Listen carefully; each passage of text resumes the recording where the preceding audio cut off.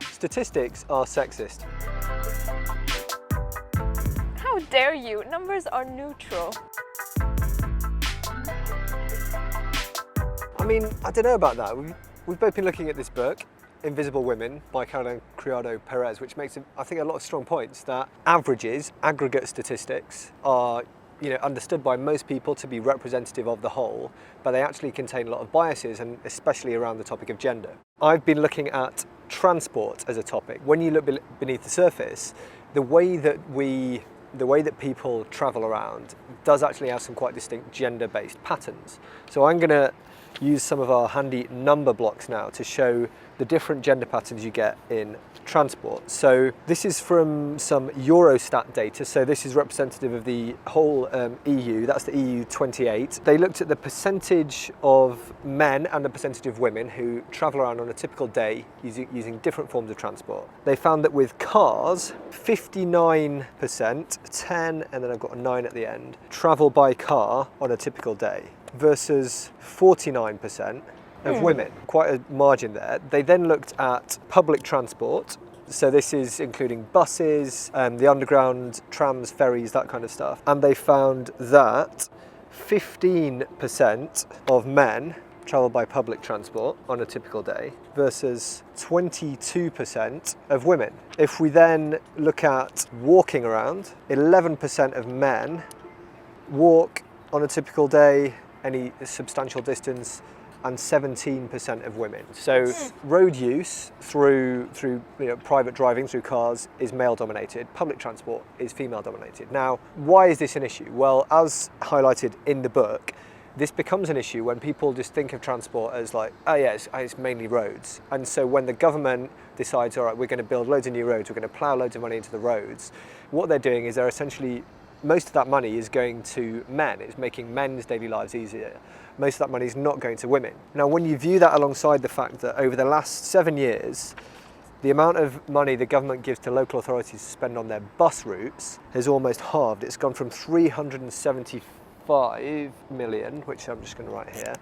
So spending on buses has gone from 375 million in 2011 to 200 million. So what you're looking at there is spending on male-dominated forms of transport has continued to be strong, but these huge cuts have come to buses, which are part of this form of transport that is predominantly used by women. And we're saying that this disproportionate allocation of resources is because we see the data as gender neutral, whereas it isn't. Exactly. And so that creates sort of inherent sexism. Right, this is the gender data gap. So people hear, oh, more money for roads, less money for buses, and they think, oh, this is just a cars versus buses thing, whereas embedded in that is a male versus female thing. I can think of another example of a sort of gender data gap, and it relates to poverty. When we look at poverty statistics, we'll say, for example, in the UK, I think roughly 22% of the population lives in poverty. Yeah. And sometimes it's broken down by age, so we'll know how many children live in poverty, how many adults, and how many pensioners. And those are considered the most important statistics when it comes to poverty. But then when you dig in the data, you see that there is a considerable difference between what share of the population that is poor are men and what share of the population that is poor are women. Let's see some numbers. Okay, so these are poverty statistics from the UK's Department of Work and Pensions.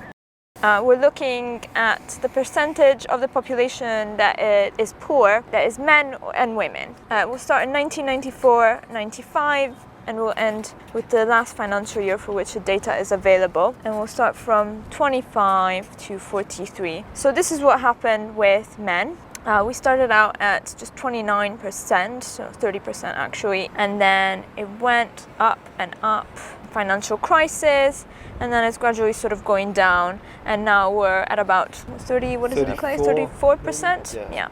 For women, in 94-95 it started at 39%, sort of remained flat, went up a little bit, but basically it's been flat, and it's now where it started at 39%, but it's consistently been higher than men. So again, I guess the issue here is when we hear people talking about, oh, poverty is a problem, we need to reduce poverty, they're not thinking about how poverty affects the genders differently. Also, it brings us straight to the core of the gender data gap, because the way that this is measured, or at least the way that the UK government measures poverty by gender, is that it looks like at the head of the household and looks at that breakdown by household.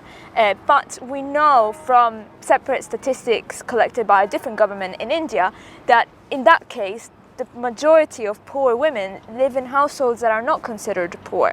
So that's because of very complex gender dynamic. However, it does show that it's not necessarily an adequate form. Instead, you should be looking at, to measure poverty. Instead, you should be looking at individuals. So this is an example of the gender data gap, where apparently looks like we're being neutral in the way that we measure numbers, but actually we're not taking into account very important gender dynamics that happen. For example, that the majority of the head of households are men. Yeah. An even more shocking example of the gender data gap can be seen when we look at health statistics. So for many, many years in the US, health tests were run with only male subjects. This happened because of the thalidomide scandal in the 60s, when loads of pregnant women were prescribed medicines for morning sickness that ended up causing loads of health defects on their babies. So because of that, tests were run solely on men, including tests for ovarian and breast cancer.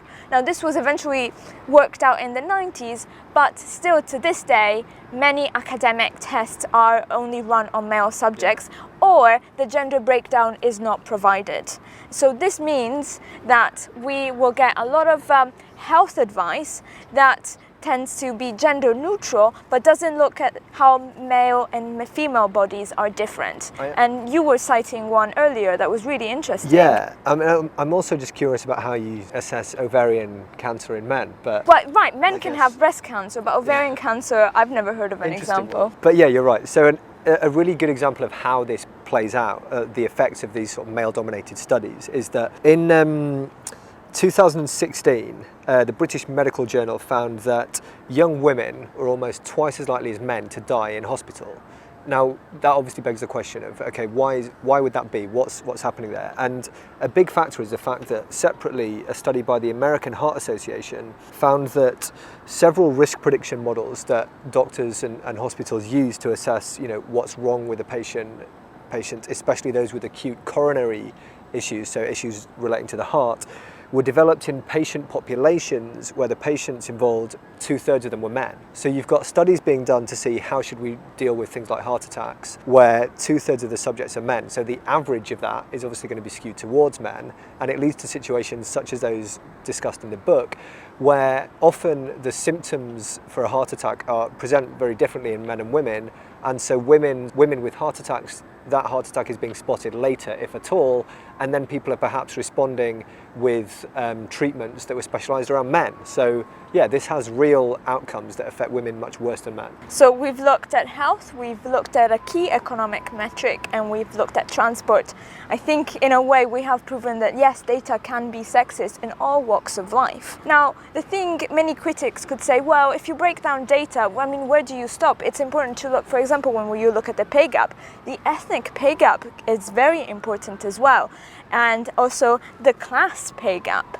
You could go on forever. Where do you stop? Right, and I guess especially with the ethnic pay gap, even when we break out, for example, like Black, Asian and minority ethnic groups, that's still a single number that covers people with a hell of a lot of different experiences. And it doesn't necessarily break it down by gender in itself. So for example, looking at Asian men versus Asian women. Yes, you could go on forever. Maybe you should in some ways, but until you get to a sample size that is too small. Sure, but then I guess what we're also saying is, even if you're not going to break the data down to that fine, detailed level, decision makers should at least be aware that when they're looking at an average for a large group, they need to be aware that a lot of people's lived experience, a lot of groups' lived experience is very different to that, and they need to know that a single treatment might be privileging one group over another. And even the ordinary neutral person, when they see a statistic that supposedly represents an average, they should think twice. Absolutely. If you'd like us to answer questions regarding this or other Crunched episodes, or have certain topics in mind that you'd like us to dissect, feel free to leave suggestions in the comment section below, and we'll make sure that we'll try and get to them in our next episode.